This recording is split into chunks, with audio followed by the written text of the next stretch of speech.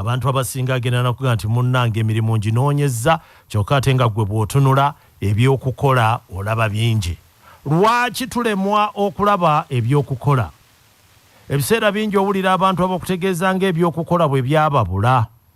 Abalala bakusaba obanoonyeze emirimu, n'abalala ne bakutegeeza nga bwe balina ssente naye bye bazissaamu tebabiraba. Ku ludda olulala waliwo ate abantu abatayinza na kubulwa kye bakola. Aba yaakakwata omulimu ng'ate abakana n'omulala. Waliwo abantu ng'ebiseera bye bibasalako naye ng'ebyokukola balaba bingi nnyo. Ebintu bingi ebitulemesa naye kisooka kwe kulowooleza mu kukozesebwa.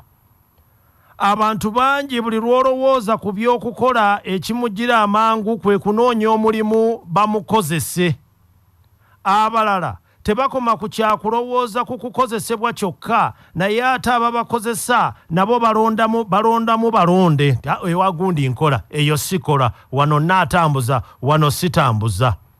Bangi b'owulira nga bakutegeeza nga bwe banoonya emirimu mu bitongole bya gavumenti oba ebitongole ebinene.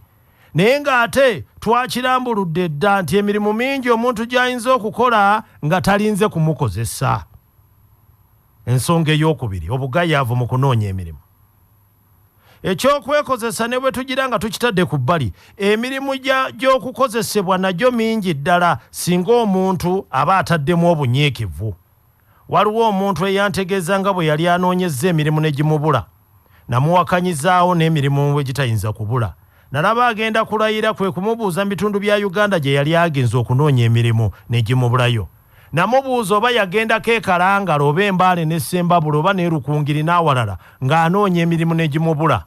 Ekyannyamba mbu yali asomeredde busomesa kwe kumusaba akkirize nze munoonyeze essomero ebweru wa Buganda. Ekyo yakigaana. Omuntu emirimu gimubula kubanga agenze abuuza mu masomero 6 ne bamugamba nti bajjuvu tebeetaaga musomesa. Waliwo n'abantu bemmanyi abaasomesaako e Kenya, abalala baasomesaako mu Libya.